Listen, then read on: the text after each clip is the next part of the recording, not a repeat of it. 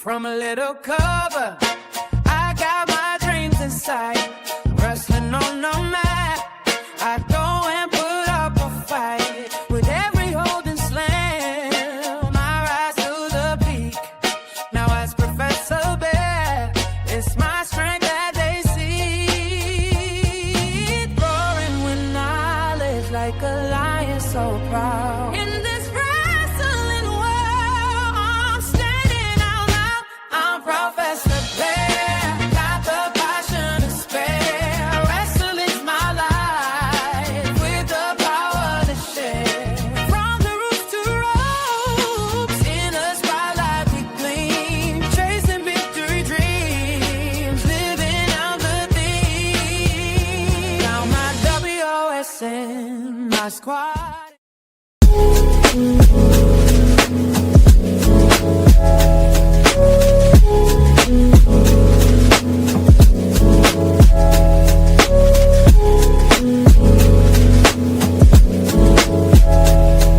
Yeah. Hey, new beginnings on the cusp. Not too old to adjust. Old dog, new tricks. Remember, I was just a pup. Something dirty in my cup. Clean soul.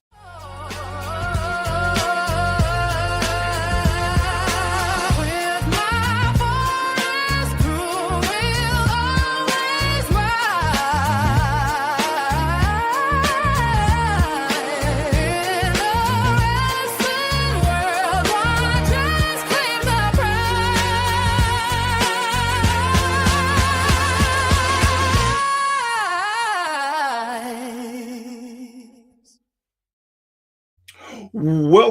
Welcome, and thank you for joining me today. I am Professor Bear, and this is A Bear's Thought. And guys, girls, I know it's been a couple of days since you've seen this lovely, beautiful face, but things happen, and that's the way it goes, unfortunately, sometimes. But we are back, and we are still on our Promotions Appreciation Month. And today, guys and girls, I have Net Pro Wrestling Zone Danny. Danny, how are you doing today, sir? How's it going, sir? I hate to correct you right out of the gate, sir, but it is Neo Pro. I don't know if I heard that correct. I'm sorry. Like I tell everybody who watches my show, I'm old. I make mistakes. So Oh, that's not a problem, man. It's early morning. I'm recovering from a cold myself, so apologies. So one of the things that before we get deep into diving into it, I want to point out the logo.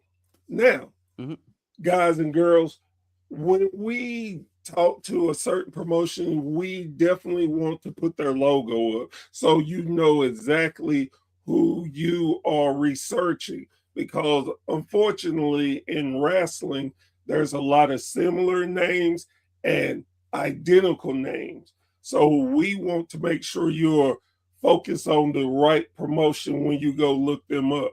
And if you don't want to put in the work, Professor Bear always tries to make it easier for you. If you scan the QR code, it will take you to Neo Pro's YouTube page. Excuse me. It's still early and I hadn't had anything to drink. My voice is going to go up and down. Apologies for that. But now, since we've let you know where you can go, let's start giving you the history of the company. But first, Danny, the question I always love to ask my guests first off is, how did you become a wrestling fan? oh, that's it's one of the oldest mediums and forms of entertainment that I remember just having an effect on my life. I grew up in New York City in the 90s. So, WWF at the time was huge. My parents were wrestling fans, my grandparents were wrestling fans. There's multi-generational household of wrestling fans. So I mean, the very first confirmed memory I have was watching Warrior and Rude in the cage. Um, and I must have been 2 or 3 years old. So that's the very first memory I can come up with. Um, and I mean, it's always been a part of my life. I call it my first love. I love music. I loved, skateboarding as a kid. I loved all the fun stuff that a kid in the '90s would love. But wrestling has always kind of been a part of who I am and my identity. That's cool to know. Um, so how did you go from just being a wrestling fan to getting into the business? Um, Funny enough, I there's it's a dual part story. I once ran into James Mitchell, the Sinister Minister, in Florida. I saw him with a TNA wrestling shirt on when he was working for them at the time, and I was curious. I mean, growing up in New York, I ran into folks all the time in the streets of Manhattan. Once ran into Vader on the street, for instance. But I was old enough to ask Mr. Mitchell about how to get into business, and he didn't really give me an answer. He was very old school, very, you got to know somebody to know somebody.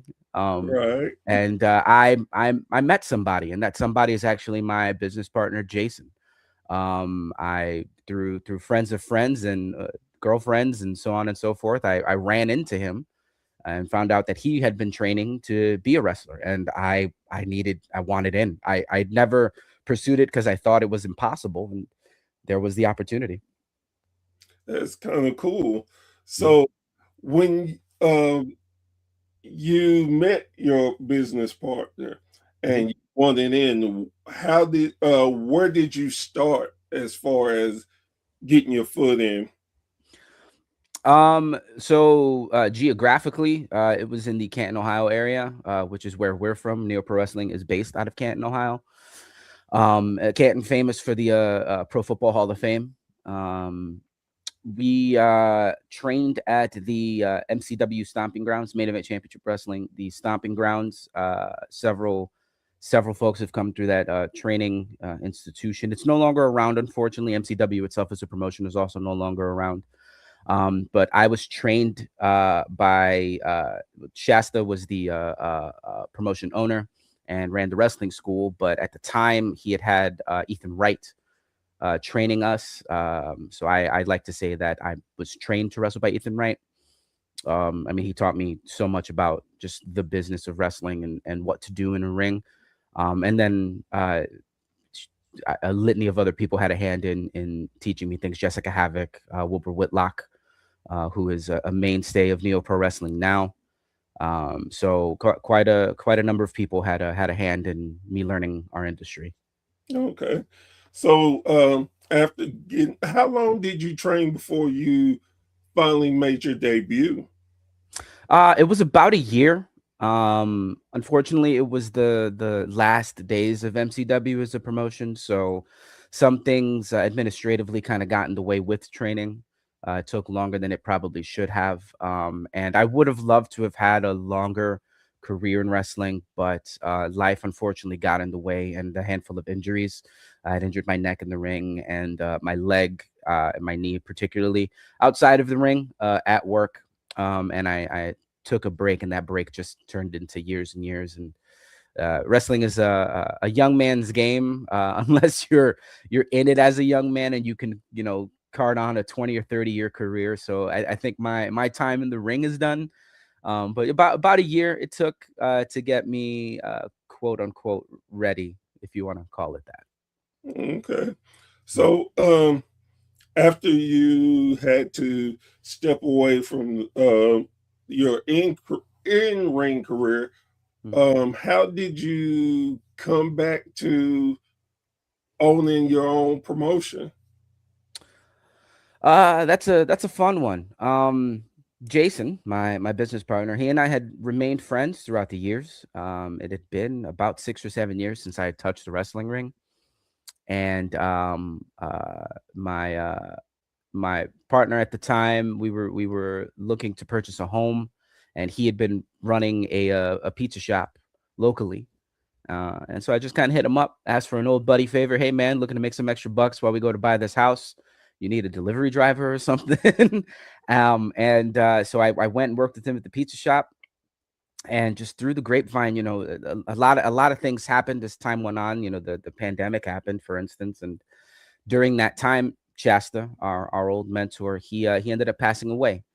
And we wanted to do a tribute show for him, kind of one last hurrah for MCW as a brand. It was very much like getting the band back together, and I was asked to partake in a battle royal. And again, it had been years. I trained for 3 months, and I was still completely out of shape. I had no business being in that ring, but it was an honor to be asked as one of the last students of the Stomping Grounds to be a part of that. And from that show, a series of conversations happened between myself and Jason and a couple of people, Wilbur Whitlock being one of them. But what if we revitalize the brand? And then the idea came to start something completely new. And before I knew it was really just Jason and I with Wilbur kind of on the sidelines rooting us on. Like, hey guys, I still have a career. I don't want to be involved in any office stuff. You guys do what you want to do. But we saw an opportunity. And we felt that there was a need in our area for a specific brand of wrestling. And we felt it compelled to try and fill that need. So, yeah, you all got the idea. Y'all starting to put it together. When did y'all officially put on your first card? Oh man, it feels like it was forever ago. The date I believe was April 23rd of 2020. Oh my gosh, was it 22 or 23? Man, everything is such a blur. It was we called the Neo Pro Wrestling 1. We wanted to have a working relationship with our local fairgrounds.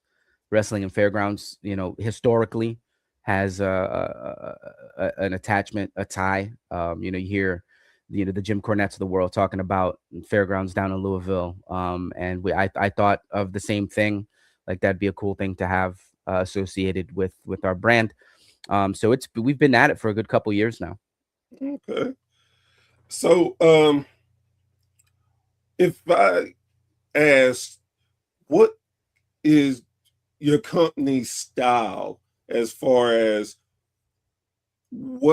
how are y'all based? Are y'all an old school company, a new school company? If you can understand what I'm asking. For sure. I think I understand what you're asking, because the ways in which wrestling is done these days is varied, right? Right. You have those who still follow the traditional pro wrestling ways of doing things, treating it more like a sport, more like a contest, if you will. And then you have those who are more on the sports entertainment side of things. Yes. Full acknowledgement of it being a form of entertainment. Very tongue in cheek about that. And you have your extremes of that. We keep our finger on the pulse of what's going on in the industry, not just here in the States, but across the world. And what we wanted to do was kind of create a hybrid, a fusion of a lot of different things. In our area, we have several promotions. There's quite a lot now. Within the last, since we've hit the map, I think 2 newer promotions had hit the scene with us here in the greater Northeast Ohio area, each with their own individual way of doing things. And for us, you have these 2 creative minds, and Jason and myself, that have 2 different ethoses on how to go about doing wrestling. So it's a fusion of a little bit of both. I make the joke that I'm the sports, he's the entertainment. He's very much into stories and how to tell compelling stories in the ring and out of the ring, how to showcase characters. These wrestlers are performers, they're athletes and performers. So we very much allow a lot of creative freedom Certainly, there's no creative control with the performers that eventually, lands on our shoulders. But very much like improv comedy, like go out there and you figure it out. Wrestling, in my opinion, and this is my personal opinion, I don't want to speak for Jason, but I think he shares the same opinion. Um, when it's done correctly, it's like jazz. You've got trained professionals, and I'm a musician by trade. I went to school for that. So, hey guys, we're in the key of G flat minor and one and go. Right, And, right, gotcha. and when wrestling is done correctly, in my opinion, you have that. You have this fusion of styles. You have people figuring it out in the ring. You have people figuring it out on the microphone. And so you've got a little bit of everything. We've got the Great Lakes title, which is that division is what would be traditionally known as like the more modern style of wrestling, more fast paced, higher flying, a little more technical in some ways. The women's championship and the Neo Pro Wrestling Championship, men's and women's titles are more of your big match, main event style matches that you'll find. The tag division is a mixed bag. We've got teams like Members Only and Cash Inc. that are what you would call smaller, lighter guys, but they hit hard and aggressively. Studio 86 are comical at times, but also very serious technical professionals. You can tell that in their movements. It's a mixed bag of things. We kind of point to our like creative linchpin is Heatwave 98. That was a point in wrestling history where you had your Eddies and Rays and Malenkos kind of mixing it up, giving you pure wrestling, and then you had Sandman and Dreamer and Raven. You had all these different types of styles that would come together and coalesce into one cohesive show. So that's really where we try and find a balance of things. Now, you mentioned your heavyweight championship. Mm-hmm. Now, would you well, do you mind repeating the name of your championship? For sure. I like the term heavyweight, but we actually don't assign it as a heavyweight title. We don't really have weight classes. Right. That was an early discussion in the early days of creating the brand. I would love to institute weight classes. I think that'd be a fun twist on pro wrestling as an art form and as a form of entertainment, by instituting a sports-like environment for weight classes. But we don't call it the Neo Pro Wrestling Heavyweight Championship. It's just the Neo Pro Wrestling Championship. Excuse me. And the Neo Pro Wrestling Women's Championship. They are identical titles in form. In the women's title's a little smaller, but they look exactly the same. We see it as a men's and a women's division. We've had main events where the women also main event the show. Or we've had events where the women main event the show. So it's just the Neo Pro Wrestling Championship. Men's Neo Pro Wrestling Championship, women's Neo Pro Wrestling Championship. The reason I asked that question, and I was glad that you brought it up for me to remember to ask the question, is because I am a big stickler on disliking when a company calls their championship a world title, Mhm. when you don't even leave your own county. So how can you call your championship a world? But again, I understand when you own something, you can call it whatever you want. But That's true. That's true. but I'm more of the old school flavor of wrestling, and if you do not leave your area, I don't like that reference. Even though we generally all know that, like you said, it is wrestling is more of an art form, Mhm. but and kayfabe is pretty dead, but I still like that the illusion Mhm. that it's not. So for me, it irks the world out of me when I hear it. Birds of a feather flock together, right? Like I am very much in the same mindset. It can't be a world title unless it's defended outside of. I mean, if you don't even leave your state, Exactly. that's something. But that was actually a lesson I learned from a former champion. That she very much kind of reiterated that, and I hadn't considered that until she said it. Jessica Havoc, our former women's champion, one of our former women's champions. There was a time when she held our title and the AAA Women's Championship. And we'd made a joke about defending the Neo Pro title in Mexico. And she very tongue in cheekly said, well, if I do that, it becomes the Neo Pro Wrestling World Women's Championship. And I stopped and I thought about that. And I'm like, oh, you're right. Maybe don't do that. Let's make sure. let's like I'd be all for that. That'd be great. But that's like in a wrestling sense a political nightmare. I don't want to have to start having these conversations.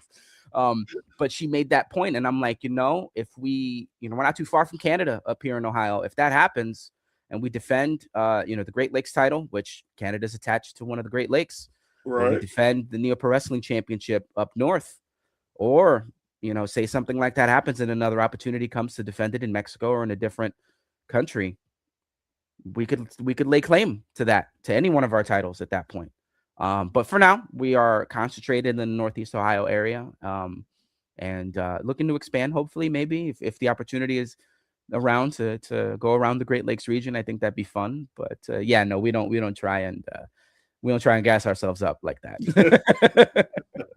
So, another question: how do you feel about working with other promotions? Mhm. In general, I love it. I think the business is the healthiest when promotions work together. I think that's very indicative. If you see the industry, how it operates at the top, you see what the WWE is doing, you see what All Elite Wrestling is doing, you see what New Japan is doing in reaching out to smaller promotions, if you want to call it that, and trading talent, trading ideas, trading creative minds and staff. I think it's good across the board. It keeps the creative juices flowing amongst the promotions, like those who are in charge of making decisions. I think it keeps the performers on their toes. I think it adds more accountability to the business overall. I think it gives more freedom to a wrestler to go work somewhere. There's nothing like, oh, this doesn't work for me here. I'm going to go ahead and go over there and see what they're offering. Now, as a promoter, that makes it, from a business perspective, you kind of don't want that, right? Like if Right. you have somebody who's working for you, you don't want them to go. But if they're not happy, it then makes you more accountable. How do I keep them? How do I, now we're talking business. How can we balance the scale and make it good for both the talent and the company? And of course, more importantly than anything, the fans. I think you have the opportunity to tell interesting stories. Like I said, we have a lot of promotions here in Northeast Ohio. When we were done at the stomping grounds, like I said, there were some administrative issues that were happening there. At the tail end of my training, I was sent to a different training school, Mega Championship Wrestling's training school, up in the Elyria area. It's closer to the Cleveland area. It was about an hour drive from where we were, hour and a half drive from where we were. And I went up there and trained and finished up my training there. So, I talked to Brandon Xavier all the time about how I'm not a Mega original per se, but I graduated from the school. So there's a tie there. Jason, before we started Neo Pro, he had a hand in creating the promotion that now exists out in the Youngstown area called Real Action Pro Wrestling. So we have our pedigree comes from other promotions. If you see the talent that we have, there's only a handful of what we would call homegrown Neo Pro talent. A lot of everybody else came from somewhere else. Trey Lamar, Jocelyn Navarro, Studio 86. Even guys like Patrick Hayes and Wilbur Whitlock, they've been around for a long time and kind of been everywhere. So, when you have an opportunity, say, to send Joshua Bishop, who is a free agent, to Mega Championship Wrestling and have him win their title, now you have an interesting place for some cross promotion. One of our guys has their title. Um, with that being said, and you mentioned AEW and WWE. Um, would you have an issue with some of your talent working at their shows, um, getting exposure to how they run things? Absolutely not. I would not have an issue. And in fact, I can give you a couple of examples where we've seen that. Our former champion Ashton Day, he's been on AEW Dark. He's worked at AEW a couple times. Josh Bishop, just mentioned, was recently on a TNA pay per view, tagged with Enzo and Zilla Fatu on their pay per view. Another notable example is a WWE ID prospect, Samuel Holloway. He was with Neo Pro pretty early on with Matthew Taylor, and we we don't have so much access to him anymore because of his obligations. But I couldn't be more proud of what him and Josh and guys like that are doing. We know where we sit in the industry. Again, we don't gas ourselves up enough to call our title a world title. So I can't at once say like restrict where someone wants to go or what they want to do. I wish I could, but I'm certainly not going to be able to compensate somebody for all of their life's expenses. Right. I've told my guys and girls, because there's oftentimes a stigma about working other places, whether it be on a smaller scale like the independents or working up that ladder. If somebody's not paying you enough to take care of all of your life's expenses, then don't let them tell you where you can and can't work. If you haven't signed a contract that dictates where you can and can't work, then don't do that. If people in this business don't want you to go, if they tell you you can't go somewhere, they're not interested in you and your interests and your needs and your goals as a performer, as an athlete, as an entertainer. Same thing with like people who leave our industry and go into Hollywood or go into other things. You should want to pursue more at all times and surround yourself with the kind of people that want to see you succeed. That was a very insightful way of looking at things. And truthfully, I've never thought of it like that, to be honest.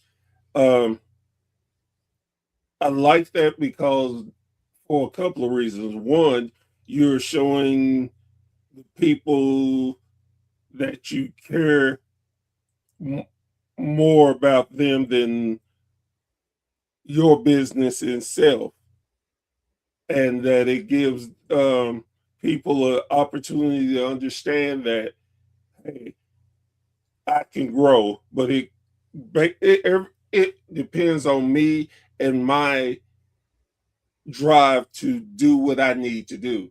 because mostly I've I've had conversations with different wrestlers and had made this comment that your business among yourself. If Mhm. you don't promote yourself, who will? If you don't believe in yourself, who will? So you have to take those things serious and do social media, do podcasts, do things that's going to help get your name out there and build on your talents. Mhm. So again, that's a great way of looking at things. And truthfully, for a business owner to have that attitude is really different too. Well, the way we've approached it, like our promotion started in the back of a pizza shop, man. Like we were employees. And anybody who's anybody has had a job where you may not feel like you're appreciated by the powers that be. And when you can look at a talent trying that's trying to figure it out, this business is hard. It's hard on the body, it's hard on the mind, it's hard on the soul. And when you see somebody who's trying to make it work, and you see them, they see the star, you see the stars in their eyes, right? They know that it's possible, it's doable. They see their peers make it, They see that, they see. How often have you heard people who've been in the business, for 20 years say things like, man, I remember, wrestling Kevin Steen in an armory and blah, blah. Like you've had these interactions with people throughout time, and you want to push that.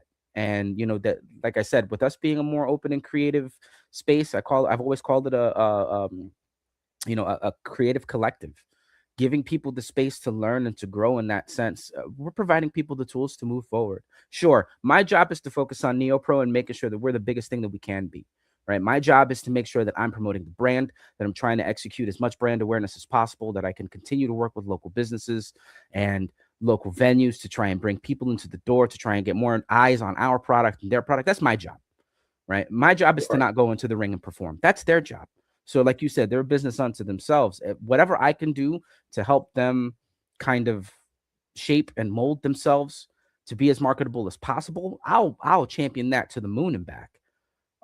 But if ultimately it does fall on them, which in turn is why I can't take anything away from anyone.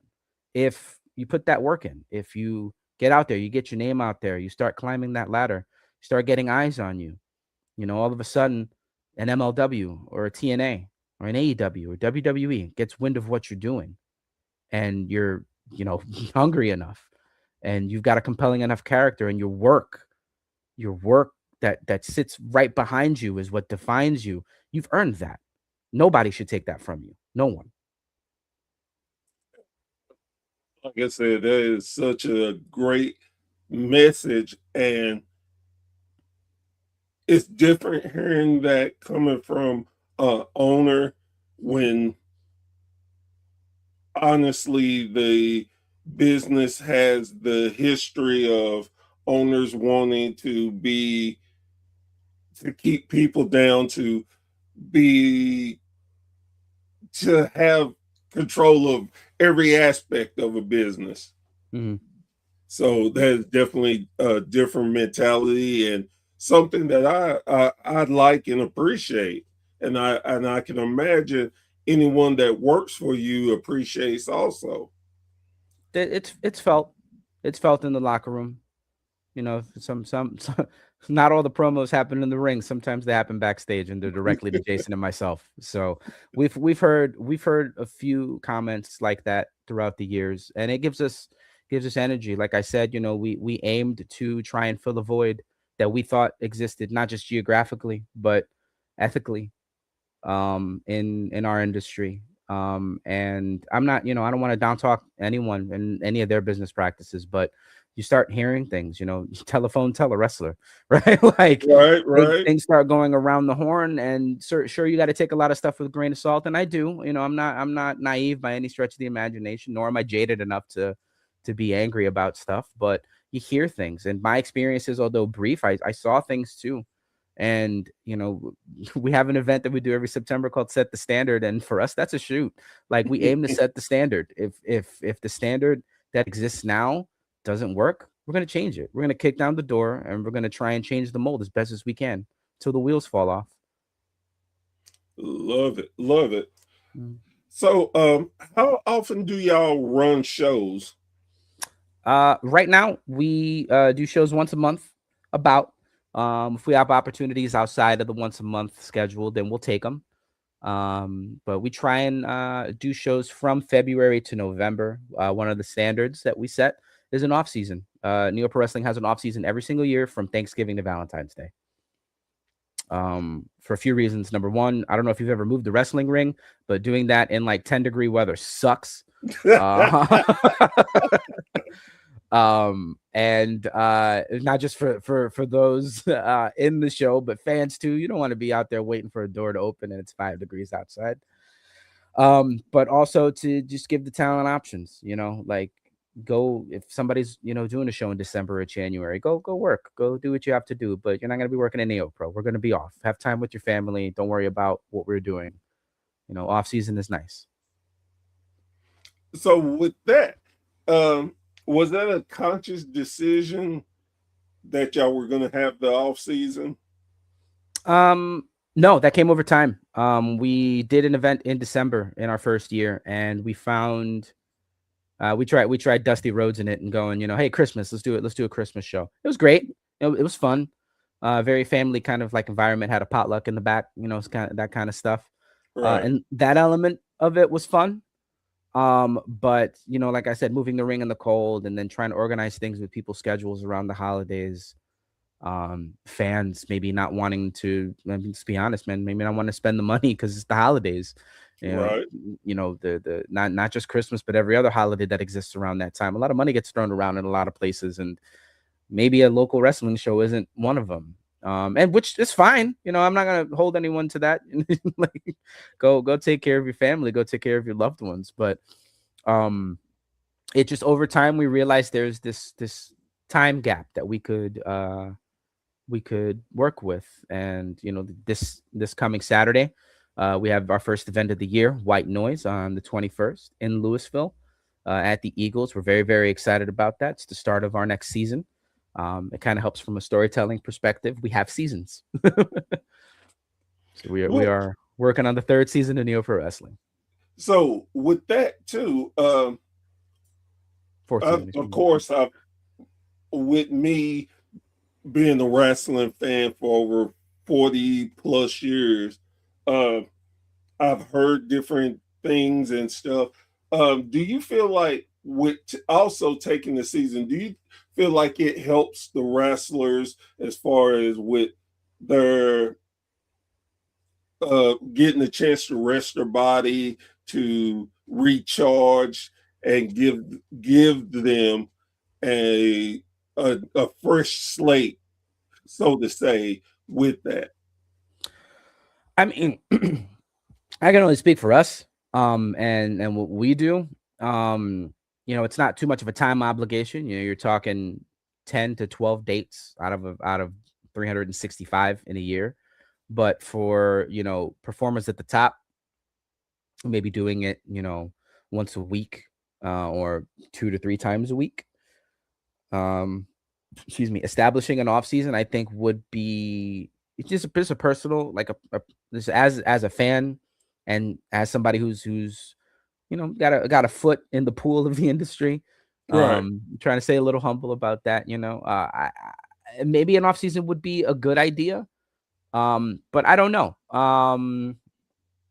For as long as I've been alive, I'm 38 years old. For as long as I've been alive, wrestling has been on every day in some form or fashion all year. And I don't know. Other major sports, specifically here in the States, right, with the NFL, the NBA, the MLB, the NHL, MLS, NASCAR. There's other major sports, golf, there's an off season of some kind. And professional wrestling doesn't have that. And I think it's mostly because it's seen as entertainment. But even in that aspect, television shows have seasons. There are off seasons in that sense. So I don't know where it stands, but pro wrestling is very unique in that sense, is that it's a little bit of both. So, and interesting enough, we've noticed that WWE has taken away a lot of their house shows, and they've scaled back that. And one of the things that someone had, I had a discussion with, and they were saying they think that's the reason why injuries have seemed like they've started going up more, because they don't have a chance for that rep with that consistency of ring awareness. Mm-hmm. Um, what is your thoughts on that? I agree. I think there's something to the reps of that.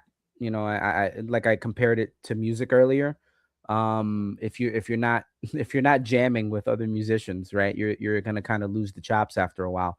Same thing with what we do nowadays. It's hard on the body, but if you're not constantly moving and you're not at the very least training, if you're not having matches, if you're not performing in front of people, there are things about what we do that's gonna kind of rust over. That's what we call it, ring rust.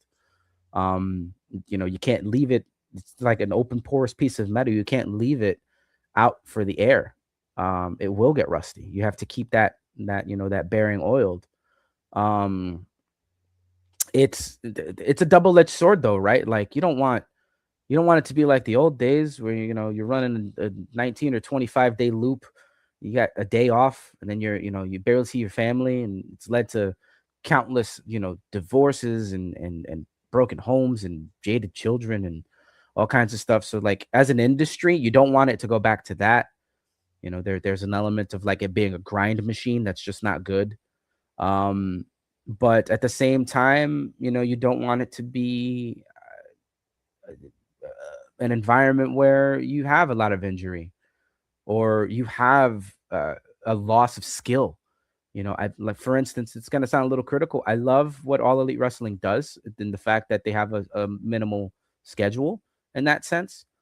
But I think the loss of the house show for them never really doing them, and for the WWE, for instance, at that level, kind of cutting that back, there's something to be said about it not being so present in the schedule and the correlation or even causation of like a degrading skill factor and higher risk of injury. I think there might need to be some more time to kind of study the statistics of that, but you can definitely see a lot of examples of that. Again, even at the top. There's something to it, right? Like I heard Undertaker say it recently that motion is lotion. And it's, like I said, I'm 38, man. Like sometimes it's hard. I'm not old, but I ain't no spring chicken, right? Like getting out of bed sometimes kind of hurts, like, oh, I need to move more. Maybe I need to hit the gym and maybe run around the block a few times, because you need to keep the body moving. And it's such a physical sport. It might be a show, but it's still a sport. You got to keep them wheels moving.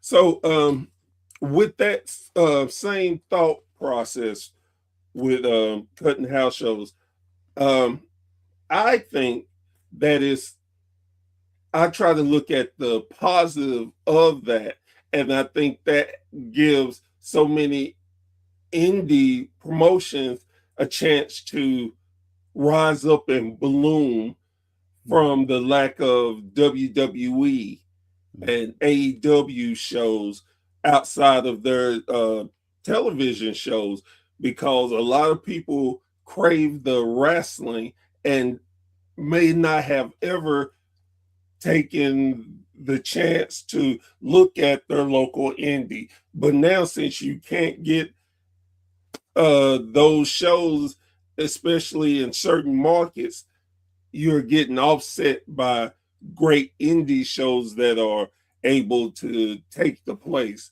Would you agree with that? I would, and that's part of the ethos with the off season, right? Like, and just having shows here and there.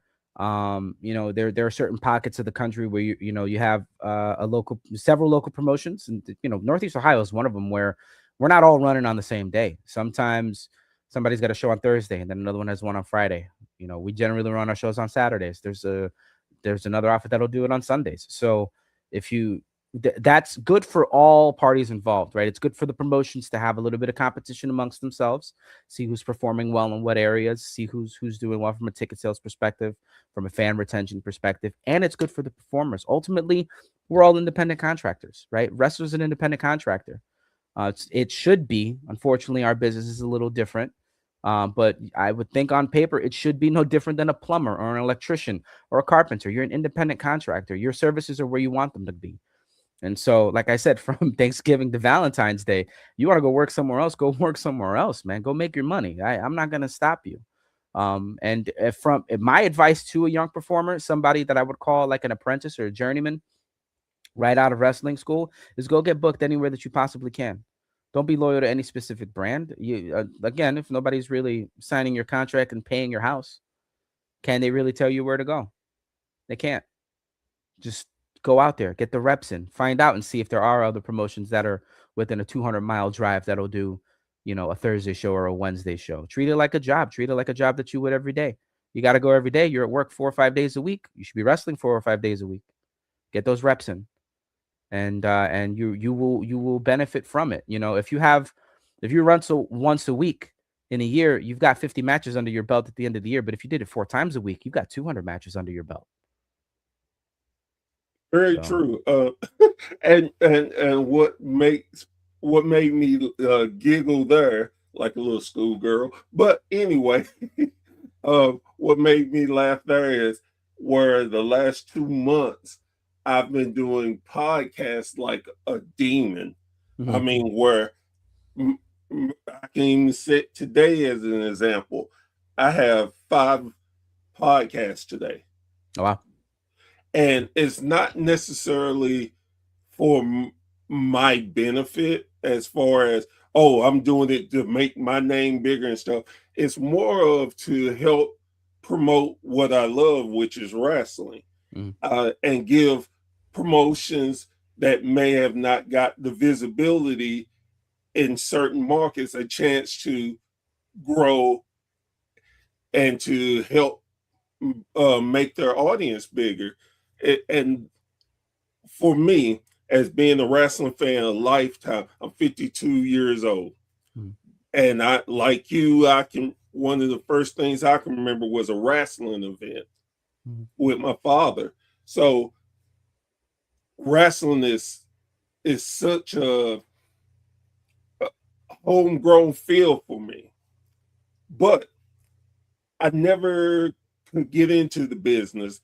I didn't know where to go. I didn't know how. Then when I started finding out, I had a family. So my family needed money. They didn't have time for me to chase my dreams that way. Mhm. I'm getting the opportunity now. Mhm. And it's like the thing that keeps going in my head is leave the business better than you found it. Mhm. And that's why I continuously try to get people on my show to talk, to let people know. Because again, in this simplest form, wrestling is storytelling and Mhm. it creates emotions with people. So I feel like if you get to talk and tell your story and stuff, maybe you can get people to start following you, Mhm. get emotionally invested in you so you can build and build. And that does nothing but help the industry and helps myself. So in the biggest thing is, yes, I want to continue to do, but I don't want to saturate the market where everybody's tired of, oh, geez, here he goes again. Why do I want to watch? I can catch another one. I want to Mhm. make it special. Mhm. And that's why I'm doing appreciation months the last 2 months, because I want people to understand that I don't mind working with people. People don't mind working. We have different stories, different backgrounds. Mhm. Let's learn, because wrestling is so vast. It has so much that most people don't learn. They just get the surface level. If Mhm. you're a wrestling fan like us, I want you, oh man, I want to hear this, that I can go deep into it and learn how it came about and so Mhm. forth. So Mhm. with all that filibustering I did, the basic message is to help and to promote. I look Mhm. at myself as a small promoter, Mhm. not promoting me, Mhm. but promoting my guests and wrestling. And if I can do that and do it successfully, no matter what success I have, I've succeeded because wrestling continues to grow and keeps going on and will go on way after I'm dead and gone. My grandkid, my children, hopefully will love wrestling. And hey, great granddad did this for the business. Mhm. So Well, yeah, you're doing your part. A lot of times wrestling podcasts and a lot of journalists often get a lot of flack for not having some type of expertise in the industry. That's just you're an outsider looking in. And I suppose You could take that approach to it if you want to. I don't see it that way. Wrestling in and of itself is inherently, it's necessary that the fan is engaged in what's happening. The times of the pandemic kind of showed us that what happens when you have wrestling without a crowd. Yeah. It became awkward without that back and forth push between what's happening in the ring and what's happening outside of it. You could tell that there was a strange disconnect. I mean, granted, times we had to do what we had to do so people were safe, people could still be entertained. We particularly in the WWE's case, they had to change the format a little bit, and they were able to survive thanks to the change. But the opinions of an outsider, quote unquote, are important. And sure, I guess you could say it doesn't hold the kind of weight to the opinions of an insider, quote unquote. But that remains to be seen. Like I said, as independent contractors, you are your work, you are your own brand, and if you can build something and it holds weight, then that matters. And anybody who contributes to this forum, anybody who contributes to this medium, to the sport in any way that they can, and showcase what they can do and what they can do for others, it does nothing but build the business and the industry as a whole. The input of podcasters, journalists, goodness gracious, ESPN, and what it's been able to do for wrestling as a whole is felt throughout the entire industry. There's to the point where it's become kind of hyperbole in whether or not certain podcasters, certain broadcasters, certain journalists have an effect on what happens inside of a wrestling ring. So that's another element of storytelling. It's all about storytelling. Wrestling in and of itself is a reflection on American culture. It's not a purely American thing, but we've been able to take this medium and kind of make it our own. It's the story of good and evil. It's the story of triumph over failure. It's the story of grinding and the dream. It's this love, death, pain, sacrifice, joy. There's culture. There's representation. There's anything you can think of. Wrestling is a reflection of that. And at NeoPro specifically, we try and keep our fingers on the pulse of those kinds of things. When you come to a NeoPro show, we want you to just kind of escape reality for a second. The world is a harsh place these days. And particularly when we find ourselves in these tighter, compacted places where we all have to interact with each other for a moment in time. You come to a NeoPro show, we want you to escape. We don't want you to care about what happens outside of that building. We don't want you to care about your job or your family or what you see on television or what you're being told you should be thinking every time you turn your phone on. We want you to escape. For a moment, let us tell you a story instead of you having to live one and just be engrossed. And then when you're done, you go back out into the world. If you want to contribute to the business somehow by having your experience through your eyes be reflected by your voice and what you do to the people that you know and love around you, by all means, go do that. But you make sure you tell them what you went and saw at NeoPro so that you can bring them with you the next time that you want to come to one of the shows. It is it's something that I always like to do, and I've done it so much in the last month. To me, it's become like it's become like I'm reading a form. It's standard. I have to say this, but in my heart of hearts, I know what I say is true and what I believe. And I believe that people need to hear how much they're appreciated, as I like to call it, getting their flowers. Because a lot of times people never get to hear what they meant to other people until after they're gone. And they can't enjoy it. It's such a sad thing because we choose not to tell people our true feelings because of whatever. I I want to thank you. I want to thank you, your partners, and Neo Pro Wrestling for everything that you're doing for the business to keep it going and thriving. I want to thank you for everything you've done in the past.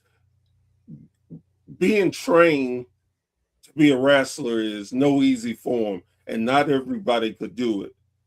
But you did something that I couldn't do, and I appreciate that. I appreciate everything you're going to do in the future. It's one of those things of being very, very thankful that there are people like yourself that really give a damn about this business outside of your own self-interest. And I truly believe that with this interview, people will really be able to tell how much you love the sport of wrestling. Mhm. Entertainment is easier than giving your blood, sweat, and tears for the sport that you love. And it's no criticism to anyone that does entertainment, but I just feel like entertainment, you're not going 24/7. You're not giving your body to someone else to trust that you're going to be okay. So that's why I put it that way. But again, after all this said and done, I want to thank you and tell you how much not only your fans, my fans, and myself, but everybody appreciate what you're doing, and hopefully you you all will continue having the success that you want. So thank you so much. We certainly appreciate the opportunity to come on here during your wrestling promotion appreciation months, and kind of use me as the vehicle to kind of tell everybody about Neo Pro and what it is that we do, who we are. We're certainly trying the best that we can to set a standard in the independent wrestling community. We want to showcase excellent talent from all over the place, not just here in Ohio, but across the Great Lakes region and beyond. We I'm gonna agree with something that you said, but also kind of push back a little bit with the difficulty of leaning into something as sport. It's also difficult to lean into something as entertainment. Pro wrestling is the perfect fusion of those things. When you have an actor, when you have a stage actor or somebody like that that's leaning into a character and they do it well, they become engrossed into that character. That work is very difficult too. Try and memorize a 250-page script. That's hard. So there's a difficulty in that essence as well. But I do understand what you're saying, and I do agree with you. The difference of what we do versus a stage actor, for instance, or a television or film actor is for us. It isn't just acting. There are elements of it, right? We have characters, sure.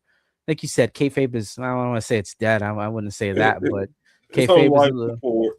She old Aunt kayfabe. She's a little different than she used to be, and that's okay. Times change, people change, and ideas change. But ultimately, in wrestling, you have compelling characters, you have great athleticism, and you have wonderful, captivating stories told by expert storytellers that can captivate you and pull you into a world, like I said, that's outside of your own for just a brief second. And at Neo Pro, with what we do, and with our specific brand of it, what we aim to do this Saturday, February 21st at White Noise in Louisville at the Louisville Eagles.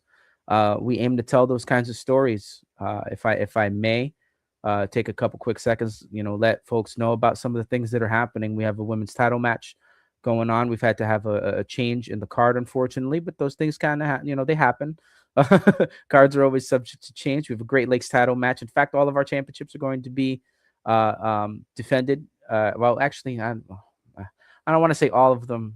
Matthew Taylor has been a little distant with communicating with us on what he wants to do as our new champion. things have been interesting with him. But I would imagine he'll show up for work. I sure hope he does. He's our champion after all. But we aim to tell stories through the medium of wrestling, utilizing the spirit of competition in pursuit of these championships, and having captivating characters tell those stories. And hopefully, with a little bit of luck and a whole lot of hard work, our fan base will grow. And like I said, they'll be able to replicate their experience to their friends, family, and loved ones and bring them along the next time. Let them know what we're doing in Canton and what we aim to do far beyond what we're doing on Saturday. Be sure to check out neoprowrestling.net for any updates. You can always check us out on Facebook, on Instagram, all the socials. And if you ever want to watch any Neo Pro Wrestling events, we have highlights and clips and stuff on YouTube, but our events in long form can be seen on indiewrestling.us. They've been a streaming and broadcasting partner for a very, very long time, pretty much since the start of us starting Neo Pro Wrestling. Want to talk about appreciation. I want to give Sorg and the folks at Sidekick Media a shout out on what they do. Tremendous team there. And that partnership has been an invaluable partnership since we've started that. So big shout out to those folks. Check us out on indiewrestling.us and see if you like what we do. Well, again, thank you so very much for coming on. And just a personal note, we started off, we were supposed to have this yesterday, and I ran into some personal issues where it couldn't happen.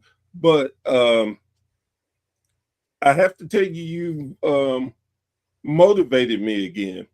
I was getting down. I'm not gonna lie, and with this conversation and interview, it makes me feel good and it makes me remember why I do this. And I want to thank you for giving me my spirit back. Well, Professor, you're welcome. I'm glad I could help in some way with that. Life sometimes can get a little difficult. Yes, it can. And the weight of the world can feel like it's pushing you down on your shoulders. But remember, it's your job to stand back up more times that you've been knocked down. Exactly. So get up. You'll be all right. Oh, yeah. Oh, yeah. So with that being said, guys, girls, thank you so much for joining me around the campfire once again to have another amazing conversation. Like I generally say, we have so much going on in life that sometimes it's the things that you think are a weight on your shoulder.